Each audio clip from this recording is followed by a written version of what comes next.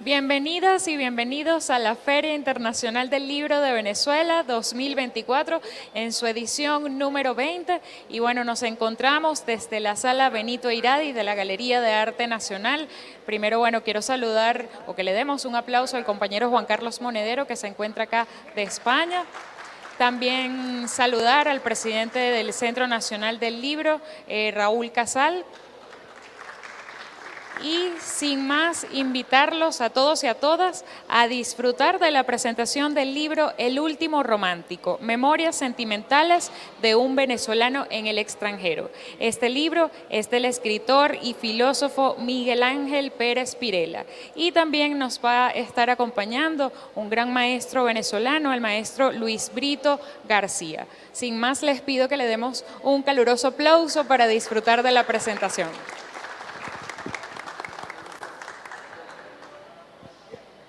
Bueno, yo le voy a dar la palabra al maestro Luis Brito García para que hable un poco de esta obra, bueno, que copublicamos con Fundarte, con la Alcaldía de Caracas. Saludos aquí ellos también presentes en un esfuerzo bien importante también por hacer crecer esta feria del libro, que además coincide con un evento electoral muy importante que vamos a vivir en los próximos días, pero de eso hablamos en otra ocasión. Luis. Buenas tardes. Bueno, estoy repitiendo una especie de ceremonia que me va creando hábito, verdaderamente. Resulta que casi no hay feria del libro en el que no presente un libro de Miguel Ángel Pérez Pirela. Y eso es extraordinario porque para presentarlo, como yo, a pesar de la cara irresponsable que tengo, soy muy responsable.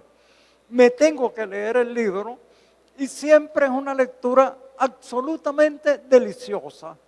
Yo lo que trato es de contagiarle al público esa sensación de delicia, de desorden, de alborozo y de alboroto que implica la lectura de cualquiera de los textos de Miguel Ángel.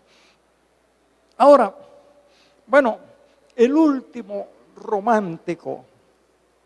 Yo no voy a contar el libro porque no hay cosa peor que estropearle la lectura a la persona diciendo qué es lo que pasa, qué es lo que sucede hasta el último momento, pero puedo plantear algunas de las cuestiones que están presentes en el libro.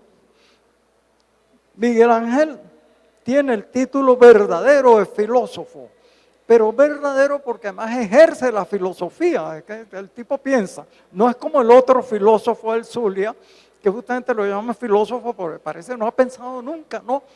Miguel Ángel se la pasa pensando y las cosas que saca son verdaderamente impresionantes. Y dentro de ellas está una manera de escribir a la cual me he referido cantidad de veces. Parecería ser que el escritor tiene la obligación de aburrir al público. Es decir, tiene que hacer una cosa solemne, que la gente empiece a moverse en el banco de lectura y desesperado y que concluya la lectura por deber.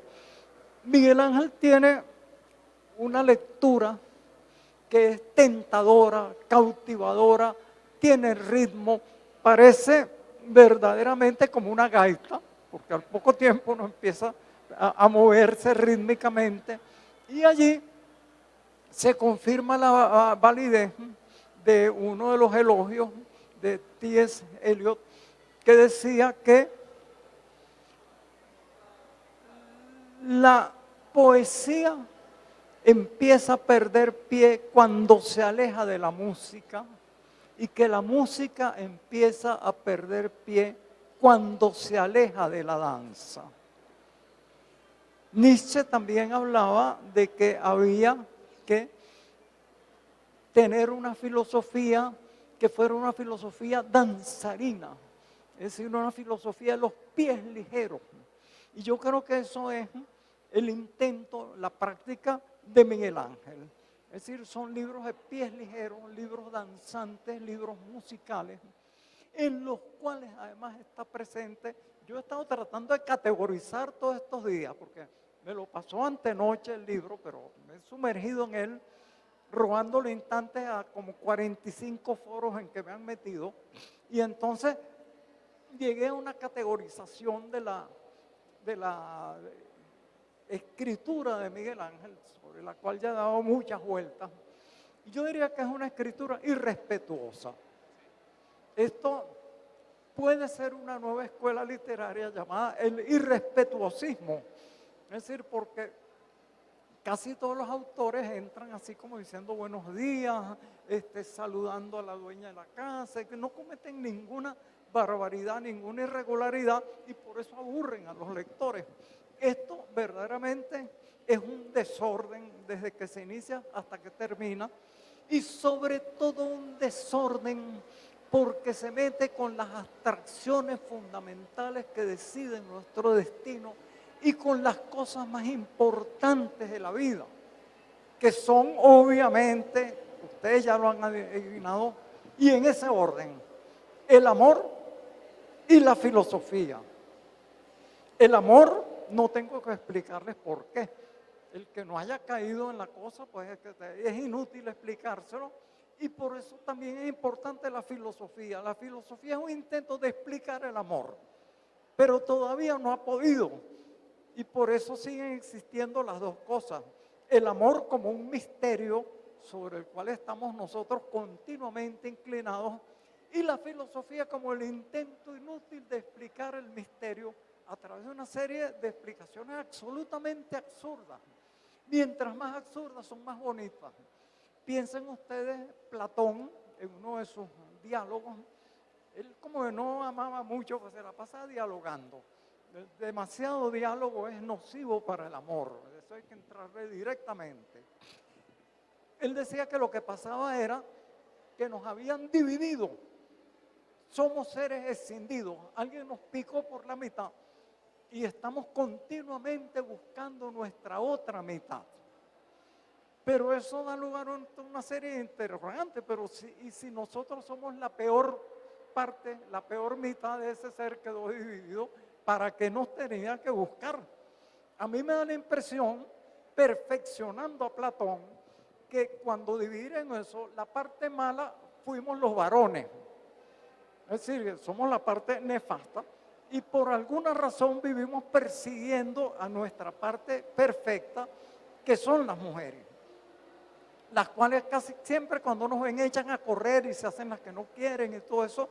Es un juego interesantísimo por el misterio y por lo inexplicable de todo el juego.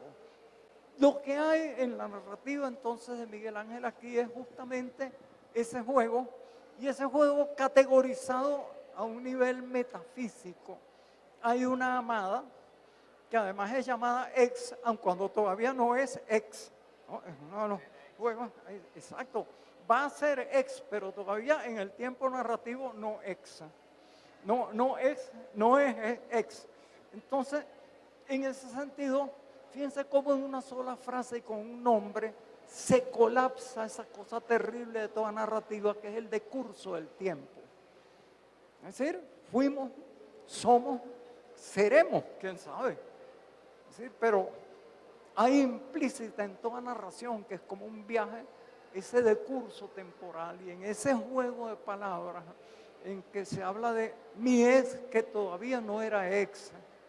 Es decir, está toda la tristeza contenida de una relación que a lo mejor tuvo un esplendor y que quedó para el recuerdo con todas las tragedias que pudo haber ocasionado.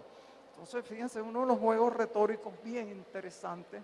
Es una novela también del exilio. Hay un exiliado o un viajero que va dando tumbos por ciudades y países que él no entiende, que no lo entienden a él, que es también otra narrativa del amor. Fíjense que el amor es ir dando tumbos con personas que no lo entienden a uno y que uno no las entiende a ellas. Aunque el motivo de la incomprensión de uno es egoísta, uno no entiende por qué ellas no lo entienden a uno.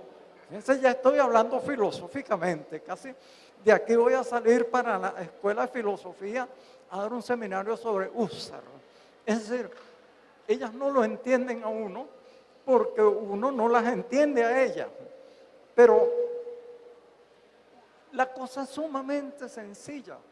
Ellas podrían entenderlo a uno porque uno es, para decirlo, no voy a emplear las expresiones obscenas que utiliza Miguel Ángel, que uno es de lo last. Es decir, ya de eso yo creo solo Miguel Ángel le puede perfeccionar cuál es la esencia de eso que se llama la masculinidad y la explicación de por qué inmemorialmente ellas se hacen las difíciles o son difíciles. Y cuando uno se presenta, aquello da muy mala impresión. Es decir, casi siempre. Fíjense que todos los grandes romances empiezan con una cosa, una anécdota que da mala impresión. En una de Lucien Leuwen, creo, una de las novelas de Stendhal, la presentación del amante ante la futura adorada es que se cae de un caballo y hace ridículo. Y en todas las demás grandes novelas casi siempre empieza con un trance de ese tipo, un traumatismo de esa índole.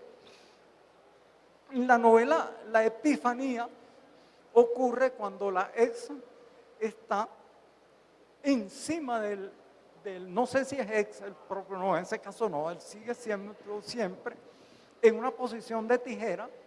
No voy a dar mayores pormenores, se la pueden imaginar, y él se da cuenta de una cosa fundamental, que es la distinción entre hacer el amor y el amor en sí mismo. De ahí nace toda la filosofía y toda la persecución de la verdad. Yo puedo de una vez aclarar toda esa cantidad de enigmas a través de un método filosófico infalible, que es la irresponsabilidad. En cuanto uno trata de hacerse responsable como escritor o como filósofo, ahí, incluso como enamorado, ahí empieza a pistonear, ahí perdió pie. Como decía el verso ese, es decir, al alejarse de la música, se pierde pie. Y entonces, bueno, la explicación del amor es simplemente que es inexplicable. Es contado en términos sumamente consternantes en la novela. Es decir, ¿por qué hay el amor con una mujer a la que se odia? Además, una mujer que además es la ex. Porque hay dos momentos ideales de las mujeres. Cuando es el pre, que todavía nada, y aquello causa una desesperación inconcebible. Y entonces hay el post o el ex, que es el momento en que ellas entendieron cómo es uno y se van. Y entonces, a partir de entonces son ex y son todavía más desesperantes a juzgar por la cuestión, porque como dice un sabio adagio de uno de los filósofos postsocráticos, en conuco viejo siempre quedan batatas. Fíjense ustedes cómo entonces dentro de esa dialéctica del amor hay una cantidad de cosas a las cuales se refiere. Casi tendría la tentación de leer unos párrafos, pero la letra es tan pequeñita que con esta luz casi no se puede leer. Pero recuerdo esa dialéctica, esa serie de frases sobre el amor que son lacerantes, son preocupantes, son hirientes, son cortantes. Y además ese debatirse entre un amor que siempre fue, es decir, pero que sigue siendo a pesar de que ya no es. Fíjense, esto parece un trabalengua filosófico y la filosofía consiste en eso, en ver cómo se le da vuelta al tema principal, que es el del amor en la vida, para fingir que se está interesado en otra cosa.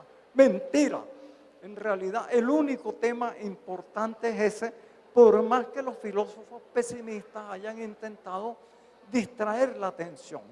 Yo recuerdo un inglés del finales del siglo XVIII, que tiene una frase lapidaria, decía: la posición es ridícula, el placer es efímero y los costos incalculables.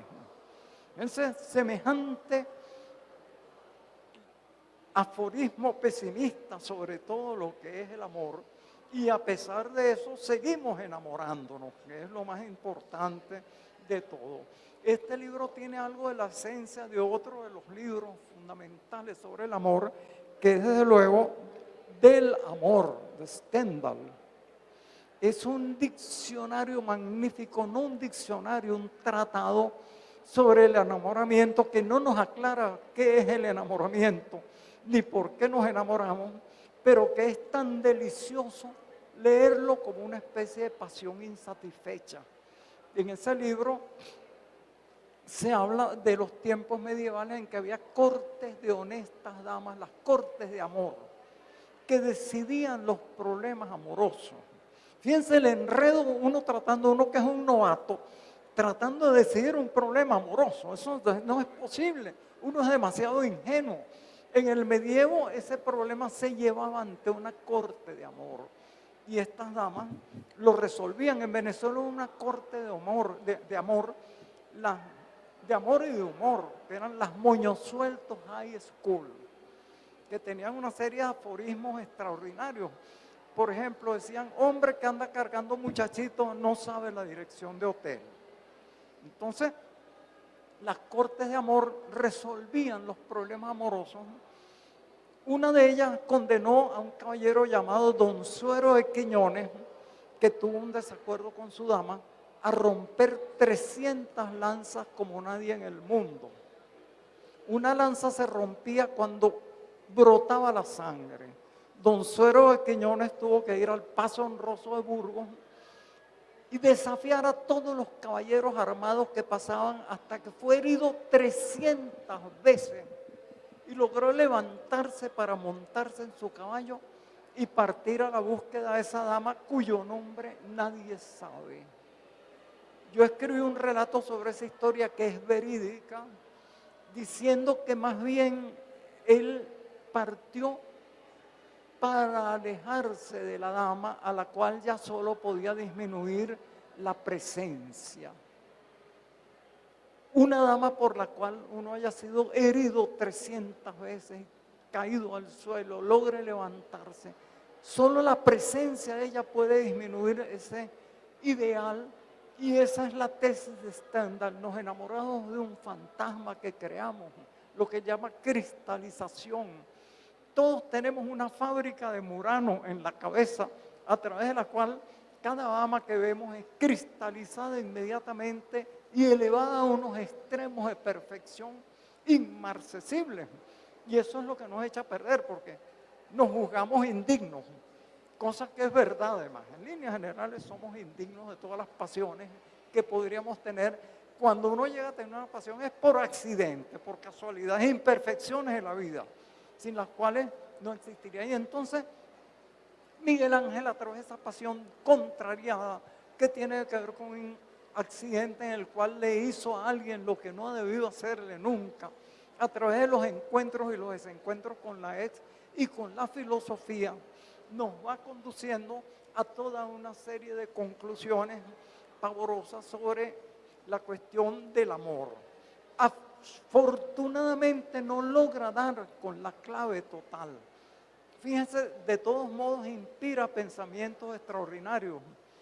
Recuerden que Nietzsche dijo una vez, escribe con sangre y aprenderás que la sangre es espíritu. En esta novela desordenada, caótica, impulsiva, malcriada, también ese es otro título, podría ser una literatura malcriada, que siempre está detonando.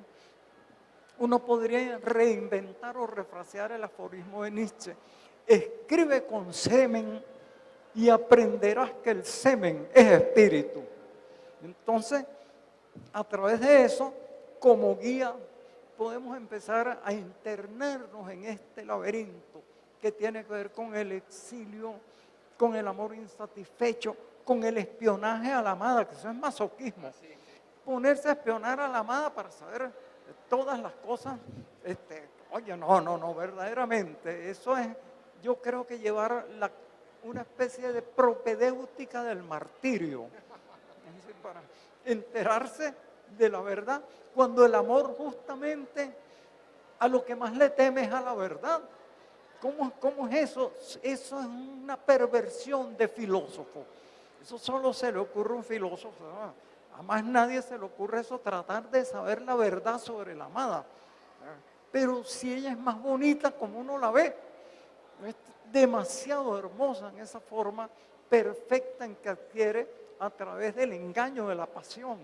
Yo creo que vivimos, desde luego, en una perpetua operación de disfrazar la realidad. La búsqueda de la filosofía de encontrar la realidad de las cosas es inútil.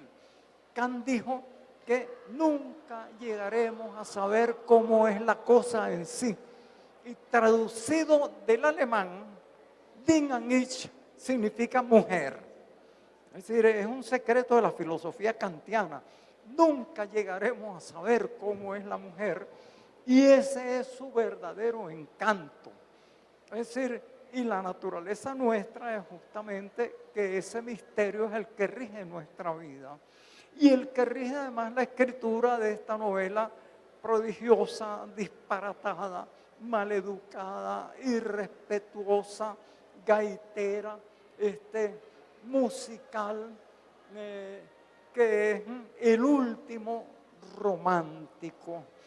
Yo no creo que sea el último romántico porque todo el que lea esta novela debe inmediatamente retornar al romanticismo, que es una de las posiciones sentimentales mejor. Sentir que el corazón es superior a la razón, una de las cosas del romanticismo, pero hay otras que han ocultado. Los románticos creen en el pueblo. Fíjense que casi todos los personajes grandes de la literatura son populares. De la literatura romántica, Jean Valjean es un pobre marginal, el jorobado de Nuestra Señora es un réprobo de la naturaleza, el monstruo de Frankenstein es un mal querido, que anda siempre buscando tener una novia y que amenaza al doctor Frankenstein, hazme una novia, por favor. Y eso es como escribe un bolero, el bolero de Frankenstein. Y demás, no, hazme una novia que la quiero, y demás, no la quiero hacer porque vas a acabar con la humanidad. ¿Y qué importa la humanidad? A mí lo que me importa es tener esa amada ideal que todavía no existe y que si no me la construye el doctor Frankenstein, la construiré yo en mi imaginario, enamorándome de la peor de las mujeres, que solo encendida a través de la fantasmagoría del amor nos puede revelar el verdadero sentido de la filosofía y de la vida, he dicho.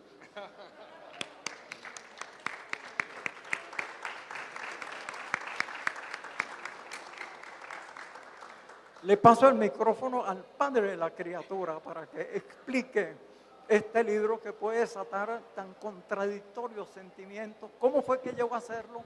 Pero que no nos cuente la historia de su sufrimiento, porque podemos terminar en algún botiquín tirados en el suelo por contagio. El despecho se contagia, por cierto, es tan contagioso como el amor, es un peligro. Entonces, se contagia. Tengan mucho cuidado con lo que va a decir Miguel Ángel.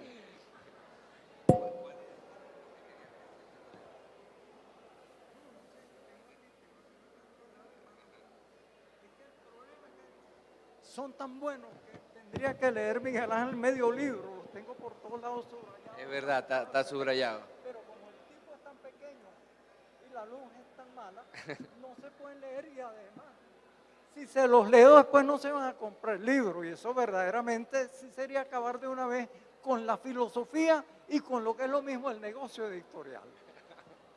Bueno, muchísimas gracias. Un aplauso, otro aplauso para el maestro Luis, vale.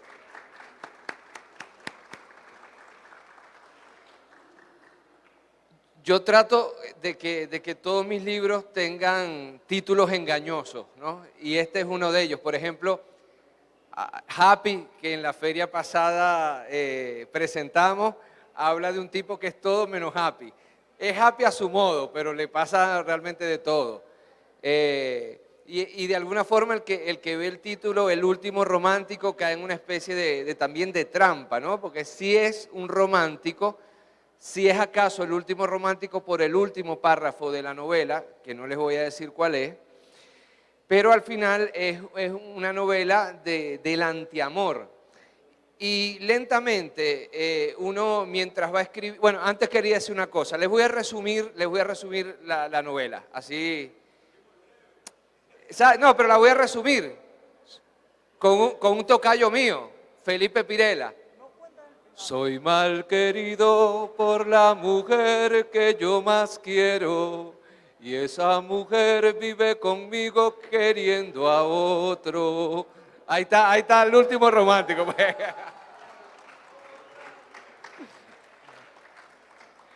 Entonces, al final sí, me hiciste pensar también, citando a Platón, que en los diálogos habla mucho del tema del amor. Es un libro sobre el amor. Pero una de las bueno, primero que todo, bienvenidos. Aquí hay demasiada gente bella, sí, demasiada gente que adoro y quiero. No voy a comenzarlos a nombrar sin una botella de cocuy. Me niego. Es un libro que da vueltas en torno al amor, pero cuando se habla del amor, a nosotros en Venezuela, sobre todo en la Cuarta República, nos vendieron las novelas y el amor era algo así como confeccionado, ¿no? Pero al final el amor, una de las palabras fundamentales del amor es la arrechera. Es decir, el amor gira alrededor de un sentimiento de arrechera y de frustración. Cuando no se tiene, cuando se tiene y no se quiere perder, y cuando se pierde. Entonces ya con Happy, no con Pueblo, ya con Happy, yo dije cuántos cobres yo me estaba ahorrando con esto de la escritura. En psicoanálisis y en padres confesores. Porque al final, Luis, yo no sé si vas a estar de acuerdo conmigo, esta novela también es una novela sobre el amor no correspondido. Y en Pueblo era el dictador que fallé, él dijo, fallaste. Bueno, porque yo tengo también otro gran defecto, ¿no? Que Raúl Casal ha tratado de corregirme, que siempre quiero que el prólogo de todas mis novelas las haga Luis. Entonces, Raúl dijo, en Happy no va a haber prólogo. Entonces pusimos la trampa que en la parte de atrás habían 2 párrafos de Luis Brito García. Y al final me he dado cuenta con los años que todas las novelas que he escrito, mira, el que ha escrito 100 novelas, pues, que las novelas que he escrito parten de un protagonista que no es correspondido. En Pueblo es gobernador, que es un dictador que cambia el curso de ese pueblo. Por ejemplo, dicen que los pajaritos amanecen colgados porque él los mandó a colgar porque la despiertan a ella en la mañana, ¿no? Y ella no ha pedido ese amor. Le corta el pelo a todas las mujeres porque nadie lo puede tener más largo que tú, mi amor. Entonces la mujer finalmente termina siendo una víctima del amor no correspondido y él más va por ese amor, menos lo tiene. Happy es lo mismo. Happy es la historia de un gaitero enamorado de la doctora que finalmente tampoco le para y él hace todo y llega un momento en que provoca realmente al lector darle un solo coñazo a Happy para que deje de ser tan necio. Y en el último romántico es lo mismo, él anda buscando a su ex, él va de una ciudad que no se dice cuál es, pero yo se las voy a decir para que se la imaginen, que es París, a Roma, en búsqueda del amor perdido, el amor que dejó ahí. Y ahí comienza una serie de trifulcas, de pelea, y el libro comienza entonces, imagínate, de París a Roma, Salute a Roma, que fue la ciudad que me vio crecer de entre 17 y 21 años, y de Roma pasa a Maracaibo. Los italianos dirían una caduta di stile, una caída de estilo, y termina en los pozos sépticos de Maracaibo. Entonces, la novela, sigue llegando gente amada y querida, entonces la novela finalmente es la primera novela en la cual yo no hago uso de un lenguaje, como dicen los franceses, soutenu, sostenido, o un lenguaje que busca la estética, sino todo lo contrario. Es decir, en cada página te está diciendo, mira, coño de tu madre, que sigues aquí pegado con este libro, cierra esta mierda ya y déjame tranquilo con mi despecho. Así se refiere, no el autor, el protagonista, al escritor. Entonces, Clodovaldo Hernández, a quien quiero, él debería estar aquí, por razones mayores no está, yo sé por qué se los digo, quiero un aplauso para Clodovaldo Hernández.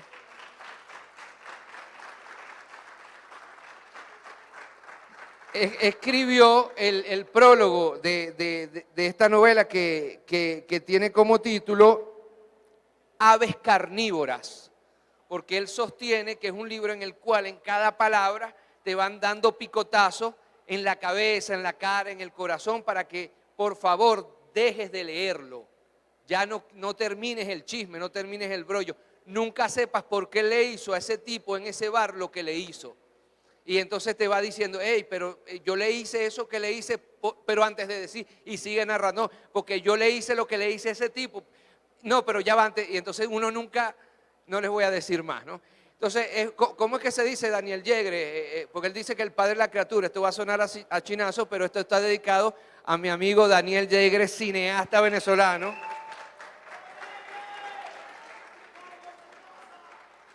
Entonces dice así, a mi amigo Daniel Yegre, porque paseo con este libro una y otra vez por el metro de París, cuando todavía el libro era una obra inédita, feliz e indocumentada.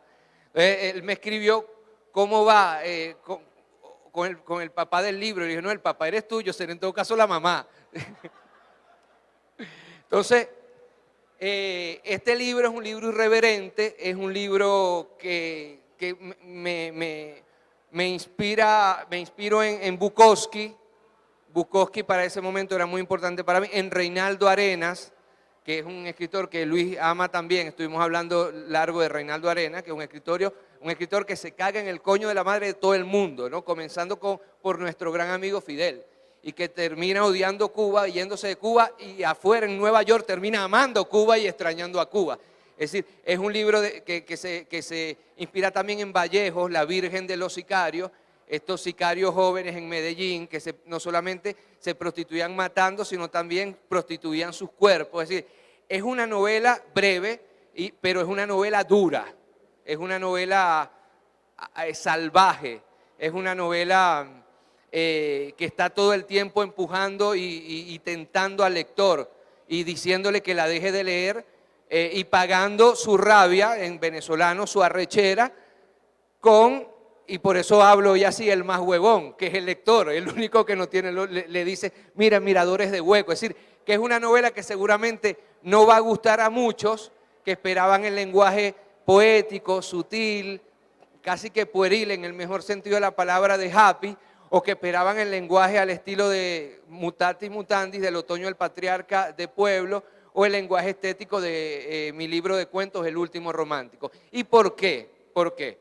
Porque Picasso decía, hay de aquel artista que descubre algo que es bueno, sigue llegando gente querida, vale, un abrazo, maestro. Picasso decía, hay de aquel artista que encuentra algo y después pasa esa idea, no hace de esa idea un molde y pasa todas las ideas por ese molde, decía Picasso. Por eso hay tantos Picassos con tantos colores diferentes, del cubista al realista, del primero al último.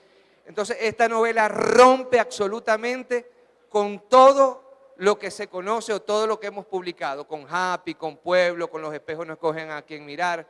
Y es también una especie de búsqueda que hace también el escritor en las diferentes etapas de su vida, de un lenguaje que defina finalmente el amor. Todas estas novelas y todos estos libros de cuentos giran en relación al amor y a su mejor amigo, que es el desamor, porque no hay amor sin desamor. Todo amor está acompañado por el desamor.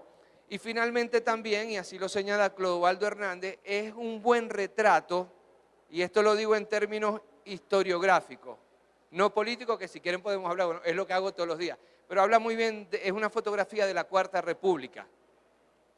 Es decir, es una fotografía de las grandísimas contradicciones que tenía la Cuarta República. Hoy no las quieren vender como un lugar idílico, etcétera, pero, por ejemplo, este niño que nació y vivió en barrios de Maracaibo, en barrios peligrosos de Maracaibo, que creció en Raúl Leoni, en Francisco de Miranda, entre La Limpia y La Curva, que está en el oeste de Maracaibo, que se enteró en el 95 en Roma, que el muro de Berlín había caído en el 89, yo no sabía, no me había enterado, porque a nosotros nos tenían en una burbuja, en donde teníamos las series gringas, teníamos las telenovelas venezolanas, y no nos enterábamos de nada. La violencia la vivíamos y la digeríamos. Por ejemplo, yo para bajar el último escalón, lo comentaba con mi querido hermano Ramón, esta semana, tuve una tertulia hasta el lunes de la mañana, el último escalón de mi barrio, que son como bloques del 23 de enero, pero el 23 de enero está en Caracas, yo le decía a Ramón, Raúl Leoni está en Maracaibo, es decir,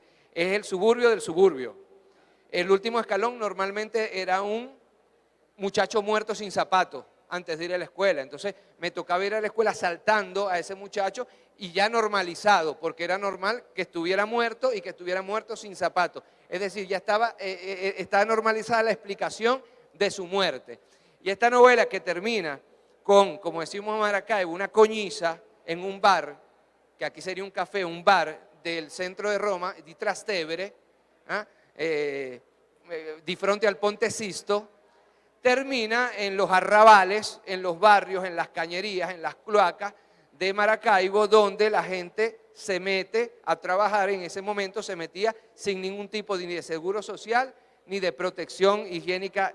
Entonces, es un libro sí que está todo el tiempo empujándote y hablándote. Pero además hay un elemento todavía más delirante en todo esto. Es un libro grosero, ¿cómo se llama? Que rompe la cuarta pared, que te agarra y te mete adentro, pero que además está transversalizada por la filosofía. Entonces, por la metafísica, la ontología, por Hegel, por Nietzsche, por Habermas. Entonces se pone este malandro despechado y con ganas de caerse a coñazo a filosofar sobre el amor. Entonces esto se vuelve una especie de arroz con mango que se resume en esta, bueno, la letra es chiquita, unas 90 páginas en general, 70, 80, 90 páginas, y al final es una propuesta literaria también para esta nueva generación de venezolanos y de venezolanas que queremos escribir desde lo alternativo, que queremos escribir desde lo reivindicativo, que queremos escribir desde lo revolucionario, pero que no queremos hacer la novela política. Queremos, como decía Gabriel García Márquez, el rol del escritor revolucionario es escribir bien. Y escribiendo bien, por ejemplo, en 100 años de soledad se habla de las masacres, ¿no? Entonces, en esta historia, alrededor del amor, también hay una descripción que recoge Clodovaldo Hernández en su prólogo, una descripción de las vicisitudes que que vivía el venezolano entre los años, sobre todo en los años 90. Entonces, miren que hablándole a ustedes, me estoy dando cuenta de algunas cosas. Happy fue un paseo entre los años 50 y los años 80, ¿no? El último romántico es un paseo propio de los años 90, es decir, son los años 90 hasta el 2000. Y Pueblo es una novela de amor también, pero alrededor de las dictaduras latinoamericanas. Se inscribe en la tradición del Otoño del Patriarca de Gabriel García Márquez, en el Discurso del Método de Alejo Carpentier, en Yo el Supremo de Roa Basto, en Doña Bárbara, claro está. Entonces, de alguna forma, aquí pienso delante de ustedes, estos libros también tienen algo de historiografía de nuestra Venezuela y ha escogido épocas muy precisas para hablar de la historia contemporánea de Venezuela sin hablar de la historia contemporánea de Venezuela. Bueno, quiero hacer una mención especial a Carmen Meléndez, a nuestra querida alcaldesa que no está aquí. Por favor, pásale un abrazo. A Yeiseli, claro está, mi amor, que estás aquí. A Adri Mar y a Rosa Fernández, que está en responsabilidades de abuela. Y con ellos también a Jimena González Broque, que también se encuentra fuera del país y que hace parte de la Iguana Ediciones. ¿Puedes traer, Joan, los libros de la Iguana también? Entonces, esto también es un libro. ¿Se acuerdan cuando Chávez nos regañaba porque los camiones no eran socialistas ni las autopistas no eran socialistas? Pero este es un libro socialista como todas las ediciones que ha hecho la Iguana Ediciones, porque nosotros hemos tratado de publicar libros en coediciones. Mañana vamos a presentar con Monte Ávila Editores a las 6 de la tarde el libro Pueblo.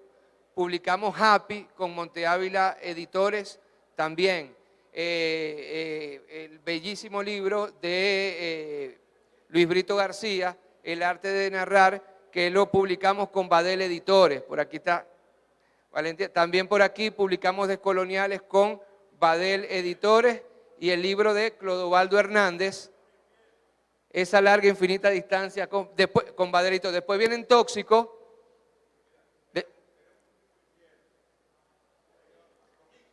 Después vienen Tóxicos a defender Monte Ávila porque quiere que solo nos casemos con Monte Ávila, ¿viste? Es más, esta novela se inspiró en Casal. Entonces hemos tratado, La Iguana Ediciones, después de haberse convertido en el portal de información política que todos conocen, no soy infiel, soy el último romántico. Hemos tratado ahora de entrar en el mundo, en el tan complejo mundo literario, editorial, y lo hacemos de la mano de nuestros maestros, Monte Ávila Editores antes que todo, para que Badel Editores, Fundarte, para que nos vayan ayudando a entender, a comprender los secretos de esa artesanía que es la edición. Bueno, Raúl, que tiene tantos años de editor, bueno, Monedero, mi querido hermano, que también acaba de publicar un super libro. En estos días me llamó Monedero, invitándome, sonsacándome a tomar vino, ¿no? Yo tan puro y él tan monedero. Y yo le dije, no puedo porque estoy en proceso de edición. Y yo nunca había visto a Juan Carlos respetar tanto una... No, tranquilo. Porque los que estamos aquí en el mundo de la edición, en el mundo de la literatura, en el mundo de las ciencias sociales, sabemos lo difícil que es terminar un libro que nunca se termina, por cierto. ¿Quién era el que dijo que siempre escribíamos un solo libro? Borges. Siempre escribimos un solo libro, y no solamente los que escribimos, sino también los que editamos. Los que editamos los libros nunca lo terminamos de hacer. Por eso yo sigo el consejo de verdad, al pie de la letra, de Gabriel García Márquez. Él, después que terminaba un libro, no lo leía más. Yo abro un libro e inmediatamente veo un error. O no un error, algo que me hubiera gustado que fuese mejor. Entonces, bueno, aquí les dejo bueno, aquí se hablan de las telenovelas, después, es decir, aquí se habla de la mamá y la tía peleándose por que el protagonista era malo, no, ella decía que era bueno. Es decir, es una novela finalmente muy venezolana, muy filosófica, hay mucho de filosofía, muy europea, hay mucho de las estancias en Roma y en París, muy maracaibera. A mí no me gusta decir maracucho porque es un despectivo, pero es también muy maracucha. Y finalmente es una novela muy venezolana. Yo espero realmente que esta novela, y con mucha humildad, cosa que no caracteriza a los maracuchos, pero si los argentinos tuvieron a un solo humilde, que es Messi, nosotros, venga, menos dos podemos tener, no soy yo. Pero espero en medio de esta, y no puedo no terminar con esto, de esta batalla electoral que nos viene en pocos días, y que yo agradezco muchísimo al Ministerio de Cultura, a Monte Ávila, a Ernesto, bueno, a los viceministros, que yo sé que están en otras batallas además de esta. Yo les agradezco esta Filben a pocos días de una batalla tan ardua, tan compleja, tan dura, y realmente la defino como un oasis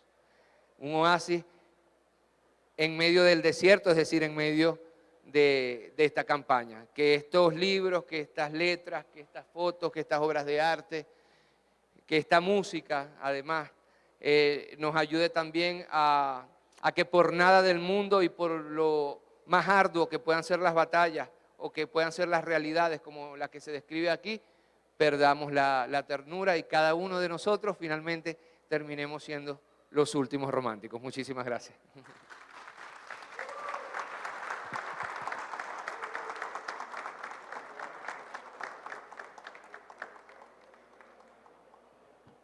Hay alguien que dice, ha concluido, no, Raúl. Ven para acá para que salga. No, ya que vamos.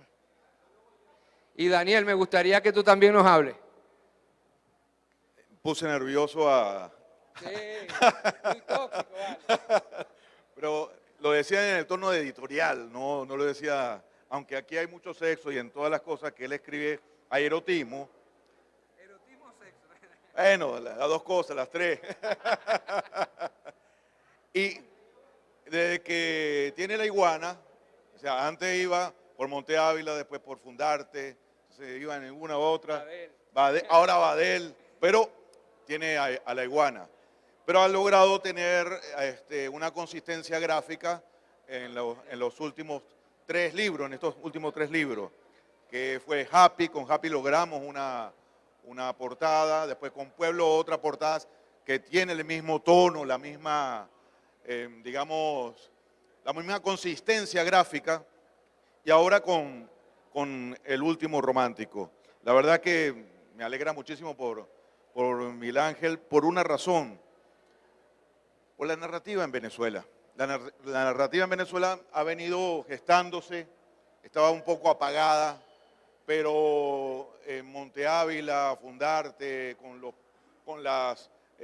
premios de Estefania Mosca, con nuestras bienales y con las publicaciones hemos logrado levantar una narrativa.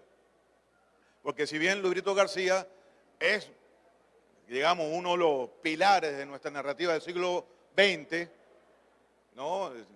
Uno no puede negar Rajatabla, Abrapalabra, Pirata, ¿no? Que son novelas fundamentales dentro de nuestra literatura, pero recientemente, bueno, tenemos a Wilfredo Machado con El Pez de los Sueños, Jorge Rodríguez con El Mar que me regalas, Happy, el año pasado también, y todos de modo diferente, con una temática que va sobre el tema familiar.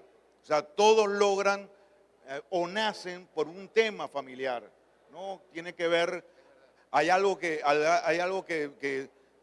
sin estar ninguno, nada de acuerdo, muy separados cada uno del otro, tienen el mismo, digamos, el mismo registro literario sobre un tema personal. Entonces, es bueno indagar sobre eso, Luis Brito, y yo creo que hay algo que... Y ahora tenemos a Benito Iradi con esta novela Historia del señor Cody, que también viene a abonar en otros temas. Todos ellos en diferentes claves. No hay ningún tipo de registro similar, solo que la novela como tal, las novelas como tal, son un hecho ya. Hay un resurgimiento en esta narrativa y bueno, bienvenido porque Venezuela necesita ficción, además de compromiso, filosofía, fotografía como la de Fraso y muchas cosas más. Muchas gracias, Miguel Ángel.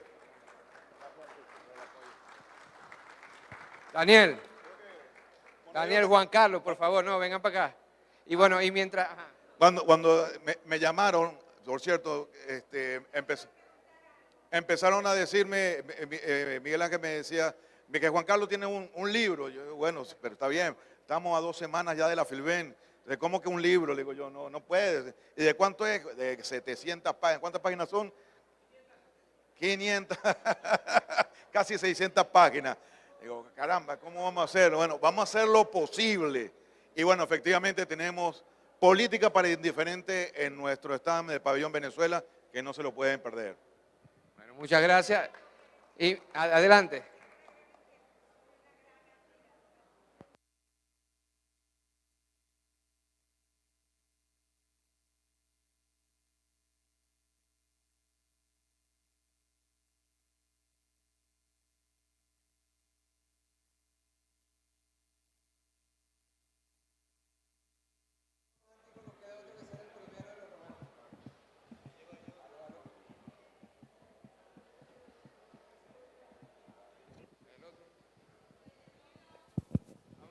Vamos con aquí, ajá. Bueno, y dar las gracias también a mi compañera Nelly, que fue la que insistió para que saliera esta obra El Último Romántico. A Daniel, a quien fue dedicado el libro. Bueno, Primeramente, gracias hermanito por ese bello gesto, ese gesto de paternidad. Y es verdad que tuvimos la oportunidad de ser bohemios en Coro y en Maracaibo y de repente, coincidencia de la vida, bohemios en París. Y rescato la idea de mis compañeros, los poetas. Al final éramos unos soñadores. Teníamos 20 años y soñábamos con cambiar el mundo, cambiarlo todo, hacer la revolución de Fidel, la del Che Guevara, y recorrer esa calle de París como lo recorrió Cortázar, como estuvo también Márquez en esos bares, en esos cafés. Y de repente llegó Chávez y llegó esta cosa maravillosa que fue como un torbellino, como dirían los coreanos, un vendaval increíble, y nos enamoró de todo y nos hizo creer de nuevo que todo era posible. Y aquí estamos hoy en día, 30 años después, igualito de necios, igualito de soñadores y estando completamente convencidos de que todo es posible en el sentido que con amor podemos hacer un mundo mejor. Todas las luchas de todos los días están ahí reflejadas en tus letras, en tus poemas, en tu trabajo político. Quiero agradecerte, Miguel, por lo que haces por este país. Te quiero mucho y seguiremos soñando y seguiremos creando libros y películas y discos. Gracias, papá. Gracias, papito. Juan, Ramón, ven para acá. Por allá está Cristian, que venga un momentico, Cristian. Yo tengo una pregunta, porque tengo la sensación de que los filósofos en el fondo no creen en el amor, por lo menos en el amor concreto. O sea, están enamorados del amor, pero parece que lo que buscan es fracasar en el amor. Y escuchando a Luis, escuchándote a ti, me ha contado una historia sobre el amor que contaba otro filósofo, Slavoj Žižek, que contaba un chiste polaco de un tipo que también, filósofo, estaba enamorado del amor, pero nunca había hecho el amor con ninguna señora. Y al final le arreglan para que se encuentre con una señora y entonces él no sabía nada y ella le empieza a decir cómo van las cosas. Ahora te quitas el pantalón, ahora yo me abro de piernas, ahora tú te vienes por aquí, ahora entras, ahora sales, ahora entras, ahora sales. Y otro dice, oye, pero aclárate, ¿entro o salgo? ¿Esto qué es? ¿No? Entonces tengo la sensación de que los filósofos en el fondo lo que estáis buscando es fracasar en el amor para poder hacer libros. Mi hermano, mi querido hermano, poeta, filósofo, Ramón.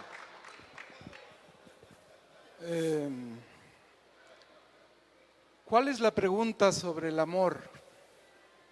¿Cuál es la respuesta sobre el amor? ¿Cuál es la certeza sobre el amor? ¿Cuál es la incesante incertidumbre sobre él o sobre ella, sobre el nosotros? Es lo que Miguel Ángel, yo diría en su condición humana, antes de que filósofo y otras vainas que lo caracterizan más como maracucho, creo que allí está una parte esencial de los que todos los seres buscamos hoy, es cómo amar, cómo ser amados, cómo reproducir las posibilidades que el amor que transforma, que el amor que sana, que el amor que cura, ya no sea solo un hecho individual, sino tenga que ver con el planeta, tenga que ver con la vida de todas las vidas y tenga que ver con eso que esencialmente somos, amorosos seres que buscamos multiplicarnos en la existencia. Gracias, querido Miguel Ángel, gracias, querido Luis, gracias a Monte Ávila, porque otra vez nos dan otra travesura amorosa de este maravilloso ser al que amo, Miguel Ángel Pérez Pirel.